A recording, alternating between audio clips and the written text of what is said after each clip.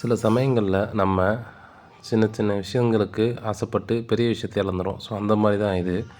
So இந்த bed பார்த்திங்க அப்படின்னா கண்டாமினேஷன் ஆகிடுச்சு. பட் அதில் இருக்கக்கூடிய மைசீரத்தில் கொஞ்சம் கொஞ்சம் ஈல்டு வந்துட்டு தான் இருக்குது. காளான் வராமல் இல்லை. சரி, காளான் வருதை எதுக்கு இது தூக்கி போடுவோம் அப்படின்னு சொல்லிட்டு இந்த பெட்டை நம்ம செட்டுக்குள்ளேயே வச்சுருப்போம். மோஸ்ட்லி எல்லோரும் பண்ணக்கூடிய விஷயங்கள் தான். காளான் வர்ற பெட்டை எதுக்கு தூக்கி போடணும், கண்டாமினேஷன் ஆனாலும் அதில் காளான் வருது அப்படின்றதுக்காண்டி நானும் எவ்வளோ வீடியோஸ் போட்டிருந்தாலும் ஒரு சில சமயத்தில் இந்த மாதிரி வேலைகள் பார்த்துட்றேன். ஸோ நானும் ஒரு சில பெட்டில் வந்து கண்டாமினேஷன் ஆயிருந்துச்சு. பட் இருந்தாலும் அதில் உள்ள மைசீரத்து மூலிமா நம்மளோட காளான் நல்லாவே வந்துச்சு.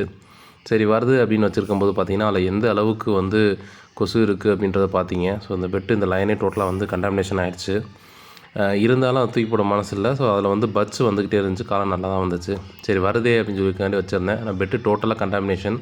பெட்டை பார்த்தா தெரியும். ஸோ அந்த லைன் போட்ட எல்லா பெட்டுமே கண்டாமினேஷன் தான் இருந்துச்சு. சரி அப்படின்னு சொல்லி வச்சுருந்தா அதில் கொஞ்சமாக கொசு வர ஆரம்பிச்சிச்சு. ஓகேங்களா? ஸோ அது தெரியுதுங்களா? சின்ன சின்ன கொசு வருது. இந்த கொசு என்ன பண்ணோம் பார்த்தா இந்த ஒரு பெட்லேருந்து இன்னொரு பெட்டுக்கு போய் நல்லா இருக்க பெட்டையும் சேர்த்து கண்டாமினேஷன் ஆக்கி விட்றோம். ஸோ இந்த விஷயம் மேபி நிறைய பேருக்கு தெரியாது.